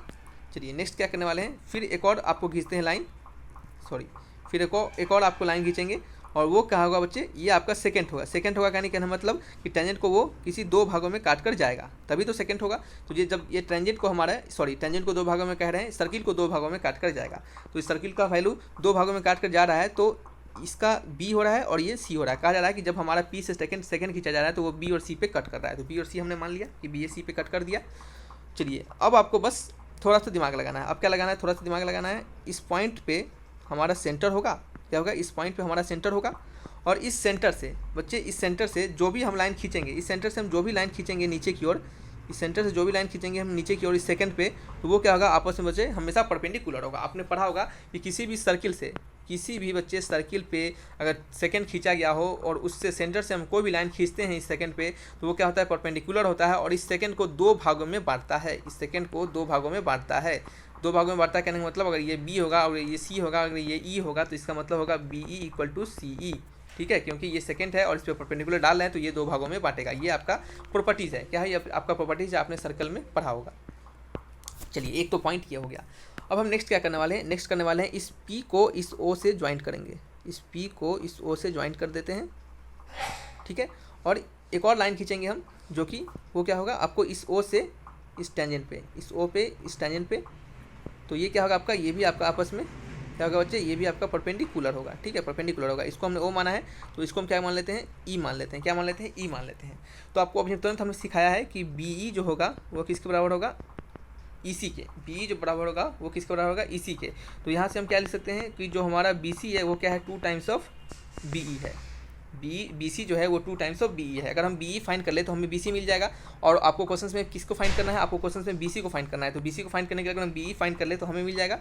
ठीक है, तो चलिए अब इसको फाइंड करके देखते हैं कि हमारा जो BE है जो है वो कैसे फाइंड होगा। BE जो है वो कैसे फाइंड होगा, ये क्या है आपका, यही आपका B है। ये पॉइंट है जो कट कर रहा है सर्किल पे, वो क्या है आपका B है। तो चलिए कैसे फाइंड करते हैं देख लेते हैं।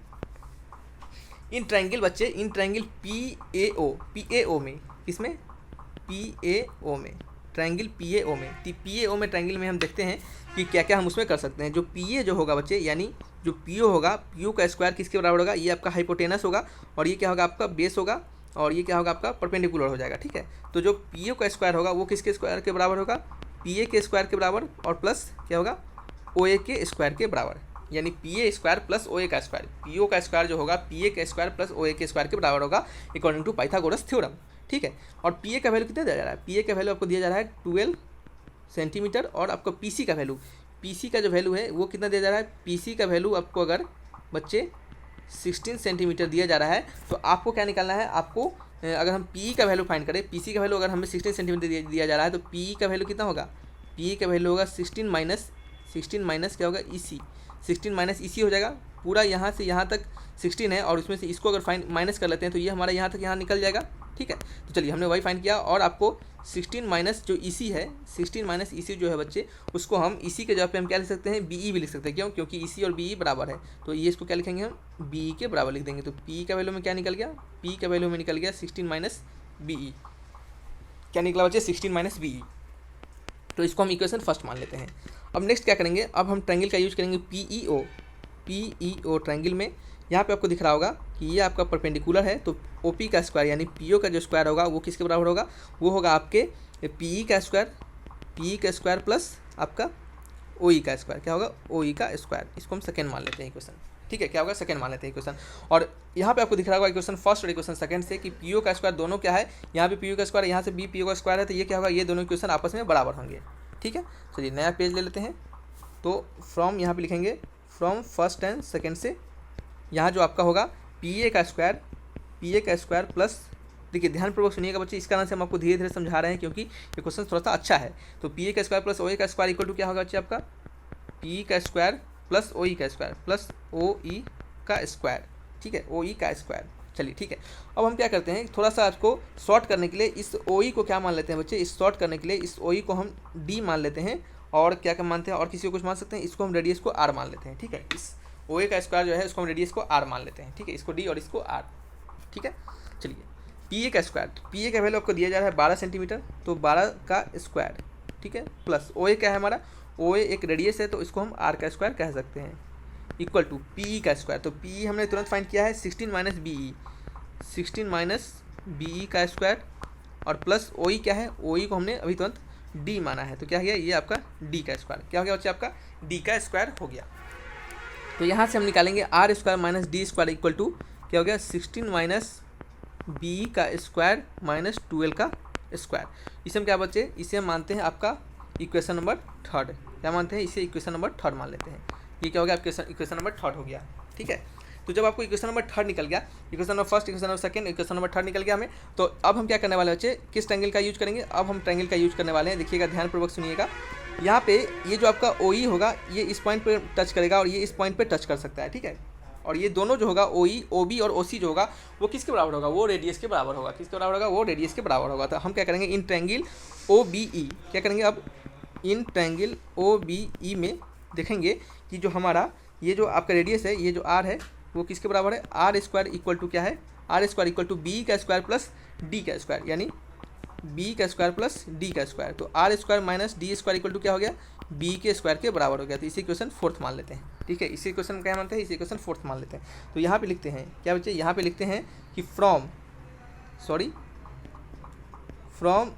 इक्वेशन थर्ड एंड फोर्थ, ठीक है, इक्वेशन थर्ड एंड फोर्थ से कि R square minus D square, R square minus D square क्या है, दोनों बराबर है, तो BE का स्क्वायर किसके बराबर हो जाएगा, इसके बराबर हो जाएगा।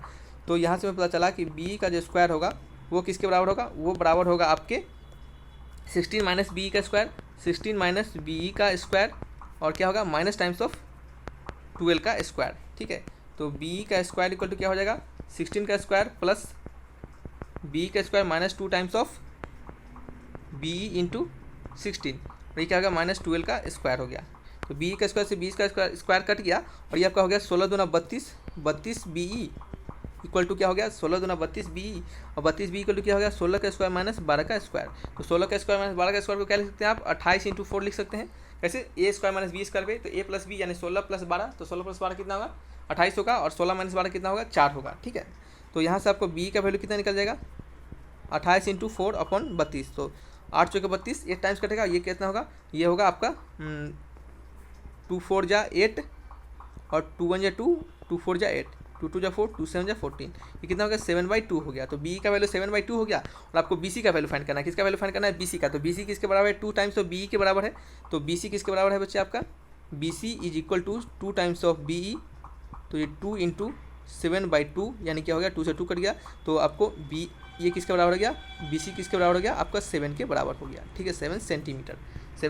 ऑप्शन मैच करेंगे, ऑप्शन मैच कर रहा है क्या, ऑप्शन मैच नहीं कर रहा है, तो आंसर क्या होगा, नॉन ऑफ दीज। और देखिएगा थोड़ा सा कहीं कैलकुलेशन मिस्टेक होगा अगर, तो देख लीजिएगा। देखिए बच्चे, देखिए आपको ये आपने पहली बार अभी सीख रहे हैं, हम आपको सिखा रहे हैं, इस कारण से थोड़ा सा समय लग रहा है, लेकिन जब आप इसको एग्जामिनेशन में बनाइएगा तो आपको बिल्कुल समय कम लगेगा, क्योंकि सब आपको क्रिस्टल क्लियर रहेगा। जल्दी जल्दी आपको इतना एक्सप्लेन करके नहीं लिखना रहेगा, वहाँ पे आपको हमने यहाँ पे फ्रॉम क्या क्या करके लिखा है सब एक्सप्लेन करके आपको बताया है, और वहाँ पे आपको एक्सप्लेन नहीं करना रहेगा, वहाँ पे सिर्फ आपको बनाना रहेगा। तो आपको बनाना है सिंपली, तो देख रहे हैं आपको मेथड समझ में आ गया कैसे बनाना है, बस उसी मेथड को अप्लाई कर देना है, ठीक है। ये क्वेश्चन ऐसे ही बढ़िया क्वेश्चन है, और इससे कोई शॉर्ट मेथड आपको होगा पता तो आप जरूर बताइएगा, कमेंट बॉक्स में लिखकर हमें पूरा मेथड बताइएगा, हम उसको भी जरूर देखेंगे, ठीक है। चलिए नेक्स्ट बात करते हैं। Sine A plus sine square A equal to 1, तो आपको cos square A plus cos to the power 4a का वैल्यू बताना है। इस क्वेश्चन को हमने बहुत बार बताया है आपको, जब हम पढ़ा रहे थे वहाँ पे भी हमने आपको बताया है, आपको प्रैक्टिस सेट में हमने इस क्वेश्चन को बताया है। देखिए, तो साइन ए इक्वल टू क्या है बच्चे, साइन ए प्लस आपका साइन स्क्वायर ए का वैल्यू 1 दिया जा रहा है, तो हम इसको यहाँ पे साइन ए इक्वल टू क्या लिख सकते हैं, 1 माइनस साइन स्क्वायर ए, और 1 माइनस साइन स्क्वायर ए कॉस स्क्वायर ए के बराबर होता है। तो आपको वैल्यू किसका फाइंड करना है, आपको वैल्यू फाइंड करना है cos square A plus cos to the power 4a। तो कॉस स्क्वायर ए को आप क्या लिख सकते हैं, कॉस स्क्वायर ए को आप लिख सकते हैं साइन ए के बराबर, इसको साइन ए के बराबर लिख सकते हैं, और ये क्या हो गया आपका प्लस का साइन लगेगा cos to the power 4a, और cos to the power 4a को थोड़ा सा और अच्छे से लिखे तो आप इसको इस तरह से भी तो लिख सकते हैं ना, कॉस स्क्वायर ए का होल स्क्वायर, और कॉस स्क्वायर ए को आपने तुरंत यहाँ से लिखा है साइन ए, तो साइन ए का स्क्वायर यानी साइन स्क्वायर ए, तो sign A plus sine square ए किसके बराबर है, sign A plus sine square ए 1 के बराबर है, तो इसका वैल्यू क्या हो गया 1 के बराबर हो गया। तो ऑप्शन मैच करेंगे, option number B is the right answer, क्या होगा, B is the right answer, ठीक है, समझ में आ गया। चलिए नेक्स्ट क्वेश्चन की बात करते हैं। The length of rectangle field is increase by 30%, जो रेक्टेंगुलर फील्ड है उसका लेंथ जो है वो 30% से इंक्रीज कर रहा है, and breadth is decrease by 30%, तो व्हाट परसेंट इंक्रीज इन और डिक्रीज इन इट्स एरिया, तो कितना उसका परसेंटेज इंक्रीज करेगा या तो डिक्रीज करेगा उसके एरिया में, आपको ये बताने हैं। तो लेंथ हमारा कितना है, लेंथ कितना है, वो इंक्रीज कर रहा है 30%, तो लेंथ पहले x होगा और फिर क्या होगा 30% से इंक्रीज कर जाएगा तो 30% ऑफ x हो जाएगा, तो ये कितना हो जाएगा आपका, ये हो जाएगा आपका 30x/10। आप इसको कैलकुलेट कीजिएगा, इसको कैसे कैलकुलेट कीजिएगा, 30/100 कीजिएगा इंटू x कीजिएगा, ये क्या होगा 3/10 हो जाएगा, और ये क्या हो जाएगा आपका, ये x है तो ये क्या हो जाएगा आपका 13/10 हो जाएगा। तो सिंपली इसको आप कैलकुलेट कर लीजिएगा, कैलकुलेशन है कुछ नहीं है, तो 13x/10 13x/10 क्या है फिर से ब्रेथ, ठीक है, क्या है निकालने वाले हैं, ब्रेथ निकालने वाले हैं। तो ब्रेथ इक्वल टू कितना है, हमने ब्रेथ को अगर y माना है तो उसमें क्या हो रहा है 30% का डिक्रीमेंट हो रहा है, तो -30% ऑफ x, क्या है 30% ऑफ x, यानी वो माइनस में होगा, ठीक है। तो जब आप 30% ऑफ x इसमें से माइनस कीजिएगा तो ये कितना आ जाएगा आपका, ये आपका आ जाएगा 10 में से 3 चला जाएगा तो कितना आ जाएगा आपका, ये 7x/10 आ जाएगा। कैसे, देखिए y माइनस 30/100, ये 10 से 10 कटेगा तो ये क्या होगा आपका, और ये y है तो y माइनस 3y/10, तो 10 में से 3 गया तो कितना होगा 7y/10 हो जाएगा, समझ में आ रहा है। चलिए, तो ये आपको लिख दिया आपने, और आपको क्या बताना है, एरिया बताना है, एरिया में कितना इंक्रीमेंट और डिक्रीमेंट हुआ, तो परसेंटेज क्या निकालेंगे, चेंज इन एरिया, तो क्या निकालेंगे बच्चे हम, चेंज इन एरिया, तो यहाँ लिखेंगे चेंज इन एरिया, एरिया में कितना का चेंजिंग होगा। तो एरिया में चेंजिंग कैसे निकालेंगे, तो initial area minus final area minus initial area upon initial area, ठीक है, यही करेंगे। तो फाइनल एरिया कितना है, फाइनल एरिया है आपका, फाइनल एरिया कितना है, फाइनल एरिया होगा आपका 13x/10 into 7x/10, 13x/10 into 7x/10, ठीक है। ये क्या होगा आपका फाइनल एरिया होगा, क्या होगा बच्चे आपका फाइनल एरिया होगा। इसमें से क्या करेंगे हम, इनिशियल एरिया को भाग कर देंगे, क्या करेंगे, इनिशियल एरिया को माइनस कर देंगे, इनिशियल एरिया को माइनस करेंगे तो कितना हो जाएगा आपका, ये आपका हो जाएगा 13 इंटू 7, क्या होगा बच्चे 13 इंटू 7 91, क्या होगा 91 xy अपॉन क्या है बच्चे 100 है, माइनस टाइम्स ऑफ xy, तो आपको 100 में से 91 घटाएंगे तो कितना होगा, 100 में से 91 घटाएंगे तो क्या होगा बच्चे 9 होगा, तो यानी minus times of 9xy upon 100। तो ये जो minus times of 9xy upon 100 आया है, minus times of 9xy upon जो 100 आया आपका, ये माइनस क्या बताता है, ये माइनस बताता है कि हमारा जो एरिया है उसमें क्या हो रहा है बच्चे, डिक्रीमेंट हो रहा है, एरिया में क्या हो रहा है, डिक्रीमेंट हो रहा है। तो आपको यहाँ पे निकाल लेंगे हम परसेंटेज डिक्रीज इन एरिया, क्योंकि माइनस में आ रहा है तो परसेंटेज डिक्रीमेंट निकालना पड़ेगा, तो परसेंटेज डिक्रीज इन एरिया, ठीक है। परसेंटेज डिक्रीज इन एरिया कैसे निकलेगा, हमारा चेंजिंग कितना है 9xy से, 9xy अपॉन 100 है, और इनिशियल कितना एरिया होगा 100 होगा, सॉरी xy होगा, और बात क्या होगा इंटू 100 कर देंगे।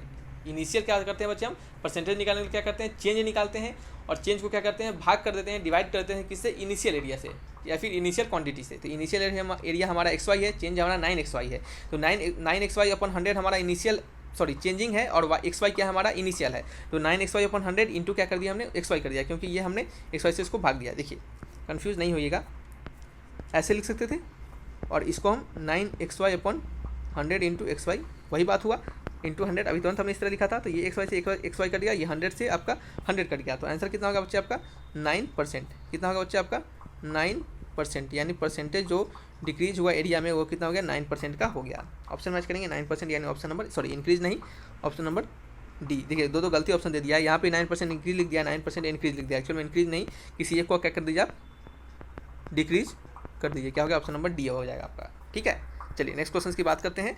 If A plus B plus C equal to 9, अगर ए प्लस बी प्लस सी का वैल्यू अगर 9 दिया जा रहा है और A B plus B C plus C A का वैल्यू 26 दिया जा रहा है, तो ए cube plus B cube equal to 91 है and B cube plus C cube का वैल्यू 72 है and C cube plus A cube का वैल्यू 35 है। तो then what will the value of A B C, तो आपको ए बी सी का वैल्यू फाइंड करना है। तो बहुत ही सिंपल क्वेश्चन है, देखिए कैसे बनाते हैं। ए प्लस बी प्लस सी का वैल्यू 9 है और क्या है A B plus B C plus C A का वैल्यू आपको 26 है। A B plus B C plus C A का वैल्यू 26 है और ये जो आपका वैल्यू है ये 3 वैल्यू दिए जा रहे हैं। तो हम क्या करेंगे, इस तीनों को क्या करते हैं ऐड कर लेते हैं। जब ऐड करेंगे तो ए क्यू यहाँ है, ए क्यू यहाँ है, तो 2 बार ए क्यू आएगा, 2 बार बी क्यू, 2 बार सी क्यू, तो 2 कॉमन लेंगे तो ए cube plus B cube plus C cube equal to कितना आएगा आपका 72 प्लस आपका सॉरी पहले 91 है तो 91 लिख देते हैं, 91 प्लस 72 प्लस आपका 35, 91 प्लस 72 प्लस 35। तो इसको क्या करेंगे हम ऐड करेंगे, तो 92 प्लस सॉरी 91 है, 91 प्लस 72 प्लस कितना है 35 है आपका।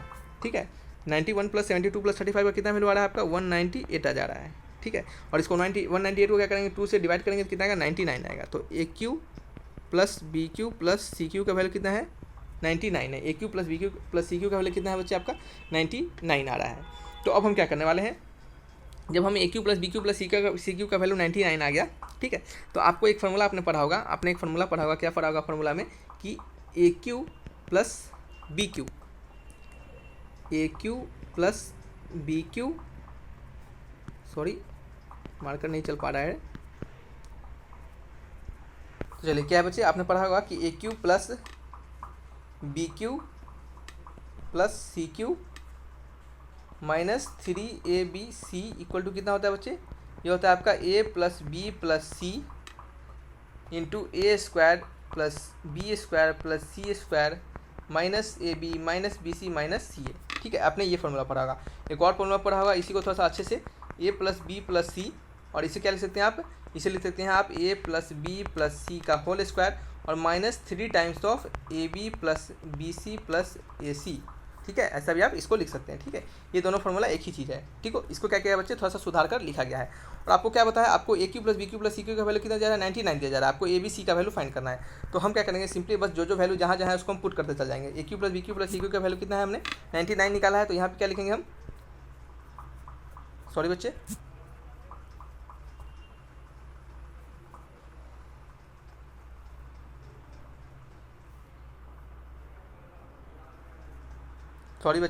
थोड़ा सा क्या हो गया था, थोड़ा सा नीचे चला गया था। ठीक है, तो ये a cube plus B cube plus C cube का वैल्यू 99 दिया जा रहा है, तो यहाँ पे क्या लिखेंगे हम 99 लिखेंगे।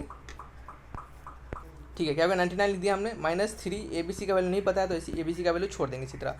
लेकिन हमें ए प्लस बी प्लस सी का वैल्यू पता है 9 है, तो यहाँ पर क्या लिखेंगे हम, सिंपली पहले 9 लिख देंगे, फिर ब्रैकेट देंगे, फिर ए प्लस बी प्लस सी का वैल्यू 9 है तो 9 का स्क्वायर हो जाएगा minus 3 times of A B plus B C plus a c. तो a B plus B C plus a c का वैल्यू कितना दिया जा रहा है आपको 26 दिया जा रहा है। कितना दिया जा रहा है 26 दिया जा रहा है। यहाँ पे देखिए 26 दिया जा रहा है, तो यहाँ पे क्या लिखेंगे हम 26 लिख देंगे। ठीक है, और ये तो हो गया आपका इधर का वैल्यू। तो यहाँ से आपको बस देख रहे हैं आप सब आपको पता है, सिर्फ आपको ए बी सी का वैल्यू नहीं पता है। तो ए बी सी का वैल्यू निकालेंगे तो ये आपका 26 इंटू क्या करेंगे 3 कर देंगे, तो कितना होगा 78 हो जाएगा। तो 9 का स्क्वायर 9 9 जा 81 माइनस 78। ठीक है, माइनस 78 यानी 81 में से 78 कटाएंगे तो कितना आ जाएगा आपका 3 आ जाएगा। तो 9 इंटू क्या हो जाएगा बच्चे आपका 3 हो जाएगा। ठीक है, चलिए इसको थोड़ा सा हटा देते हैं, सिंपल डायरेक्टली यहाँ से लिख देते हैं 99 minus 3 A B C equal to 9 into क्या होगा बच्चे आपका 3 दिया, 3 आ जाए 27। तो 3 ए बी सी का वैल्यू कितना आ गया 99 माइनस 27 कर लेते हैं, 99 माइनस 27 कर लेते हैं तो कितना आ गया 72 हो गया। कितना बच्चे 72 हो गया।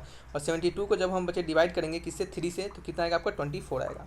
तो ए बी सी का वैल्यू कितना आ जाएगा आपका 24 आ जाएगा। ठीक है, कितना आ जाएगा बच्चे आपका 24। ऑप्शन मैच कीजिएगा, 24 कोई ऑप्शन मैच कर रहा है क्या? 24 यानी ऑप्शन नंबर बी। समझ रहे हैं, सिंपल क्वेश्चन है, बस आपको पूरा फॉर्मूला पुटिंग है, आपको फॉर्मूला ध्यान में रहेगा तो सब आसानी से बना पाइएगा। चलिए नेक्स्ट क्वेश्चन की ओर बढ़ते हैं। नेक्स्ट क्वेश्चन है the value of x for which expression 19 - 5x and 19x + 5 becomes equal. कह रहा है कि किस एक्स के वैल्यू पे हमारा ये जो दोनों एक्सप्रेशन है वो एक दूसरे के बराबर हो जाएंगे। चलिए 19 - 5x इक्वल है किसके? 19x + 5 के।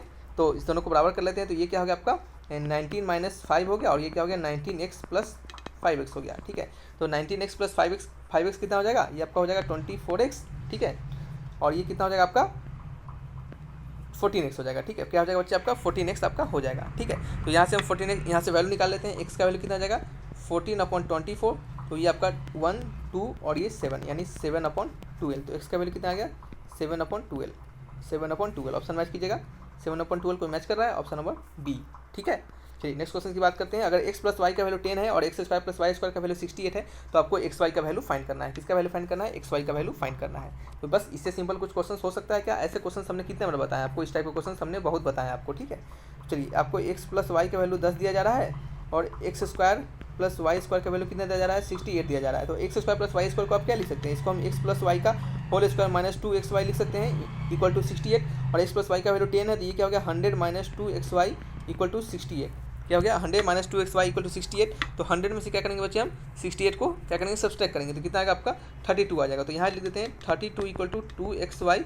तो xy इक्वल टू कितना हो गया 16। कितना हो गया x equal to xy equal to क्या हो गया बच्चे आपका 16 हो गया यानी 16। ऑप्शन मैच करेंगे ऑप्शन नंबर डी हो जाएगा। ठीक है, चलिए नेक्स्ट क्वेश्चन की बात करते हैं। नेक्स्ट क्वेश्चन है आपका द मोड एंड मीन। ये सिंपल क्वेश्चन है, इस कारण से इसमें टाइम आपको देना जरूरत नहीं है, आपको खुद समझ में आता होगा ये सब। The mode and the mean is given by 7 and 8 respectively, then the median. आपको मॉड और मीन कितना दिया जा रहा है 7 और 8 दिया जा रहा है, तो आपको मीडियन पूछा जा रहा है।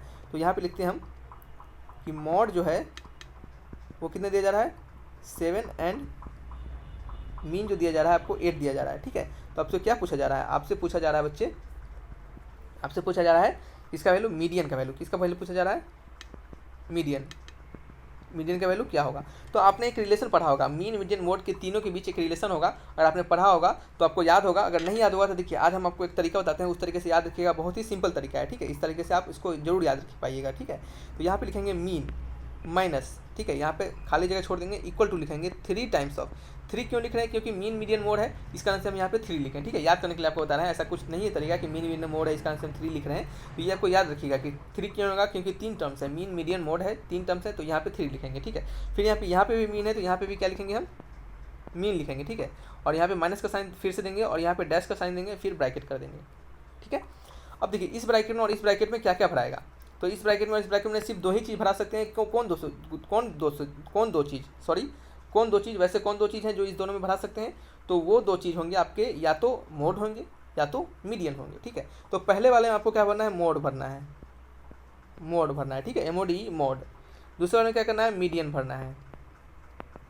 ठीक है, देखिए मोड में कितना है 4 लेटर है और मीडियन में कितना है 2 4 और क्या है आपका 2 2 4 2 6 यानी 6 लेटर है। और आपको यहाँ पे दिखा हुआ 3 है, यानी जिधर ज़्यादा वाला है उधर क्या करेंगे? देखिए इधर इसका कोफिशिएंट क्या है 1 है और इसका कोफिशिएंट 3 है, तो इसका 3 वाला जो कोफिशिएंट होगा यानी ज़्यादा कोफिशिएंट वाले के साथ ज़्यादा वाला वैल्यू लिखेंगे, यानी ज़्यादा मीडियन है इसमें लेटर तो ज़्यादा वाला लिखेंगे। ठीक है, तो आप इस तरीके से याद रखिएगा।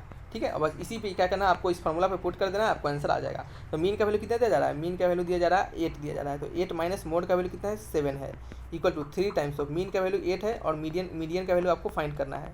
ठीक है, तो 8 में से 7 गया तो 1 हो गया, और ये क्या हो गया आपका 1 इक्वल टू कितना हो 8 3 24, और ये किसके बराबर हो गया आपका minus times of 3 into median, तो 3 times of median equal to कितना हो गया 23 हो गया। 24 में से 1 गया तो 23 हो गया। यहाँ से आपको मीडियन का वैल्यू कितना आ गया 23 बाई क्या है बच्चे आपका 3 है, 23/3, तो 23/3 कितना आएगा आपका, ये आपका आएगा 7.67 या फिर 23/3 ऑप्शन नंबर सी। सिंपल लिखा हुआ है तो आपको सीधे टिक लगा देना है। ठीक है, चलिए नेक्स्ट क्वेश्चन की बात करते हैं। If mean of a + 3, a+6, a+9 and a+12 is 10, तो आपको a का वैल्यू बताना है। तो देखिए मीन कहने का मतलब जो होता है बच्चे, मीन जो होता है वो हमें एवरेज के बारे में बताता है। मीन जो होता है बच्चे वो हमें एवरेज के बारे में बताता है। तो मीन हमें एवरेज के बारे में बताता है, तो क्या करेंगे एवरेज कैसे निकालते हैं? टोटल सबका सम अपन क्या करते हैं टोटल उसका नंबर, यानी टोटल आखिर कितने संख्या में है वो। तो टोटल आपका निकाल देंगे कैसे हम, देखिए इसका जो मीन है वो कितना 10 दिया जा रहा है, तो एवरेज 10 दिया जा रहा है, 10 इक्वल टू टोटल सम यानी a+3 a+6 a+9, तो 1 2 3 4 यानी 4a है और यहाँ a+12 है, तो 5a हो जाएगा, फिर प्लस लिखा जाएगा, ठीक है 5a हो जाएगा, फिर आपको प्लस लिखेंगे, समझ रहे हैं। और ये जो आपका नेक्स्ट है आपका 3 6 9 12, 3 6 9 12 को अगर हम जोड़ते हैं तो कितना आएगा, और 3 6 9 12 को जोड़ेंगे तो हमारा कितना आएगा 30 आएगा, ठीक है 30 लिख दिया हमने। टोटल नंबर कितना है 1 2 3 4 5 5 है, तो यहाँ पे हमने 5 लिख दिया, ठीक है। तो यहाँ से हम अब यहाँ पे सॉल्व कर लेते हैं, देखिए कैसे सॉल्व करेंगे। ये 50 इक्वल टू क्या हो गया 5a + 30, तो 5a इक्वल टू क्या हो गया 50 - 30 20, तो a इक्वल टू क्या हो गया 5 4 = 20 यानी a इक्वल टू क्या हो गया बच्चे आपका 4 हो गया। ऑप्शन मैच करेंगे, ऑप्शन नंबर डी हो गया। तो इन सभी तरीके से आपको क्वेश्चंस को बनाना है। तो चलिए बच्चे ये कुछ आपके 20 क्वेश्चंस थे जो कि आपके सैम्पल पेपर में दिए गए हैं, तो हमने इसको भी सॉल्यूशंस देकर आपको बता दिया है। और आने वाले समय में साइंस और जीके के कुछ कंबाइंड क्वेश्चंस जो आपके सैम्पल पेपर में दिए गए हैं, दोनों को कंबाइंड क्वेश्चंस एक ही वीडियो में करवा देंगे, ताकि क्या होगा आपका लगभग पूरा सैम्पल पेपर कवर हो जाएगा। और जीडी के लिए हमने मैथ फिजिक्स दोनों के लिए सैम्पल पेपर दे चुके हैं। तो चलिए बच्चे इस 20 क्वेश्चंस को आप बनाइएगा, बार बार रिवाइज कीजिएगा और देखिएगा कि आपको ये क्वेश्चंस आपसे बन पा रहे हैं या फिर नहीं बन पा रहे हैं। और जो समझाए हैं इसमें अगर कहीं भी प्रॉब्लम होगा तो फिर हमारे द्वारा कोई भी मिस्टेक्स होगा तो उसको हमें बताइएगा, कोशिश करेंगे कि उसे हम सुधार सकें, ठीक है बच्चे। तो चलिए वीडियो को यहीं तक रखते हैं, अगर अच्छा लगा तो लाइक एंड सब्सक्राइब जरूर कीजिएगा। तो thanks for watching my video, तब तक के लिए बाय बाय।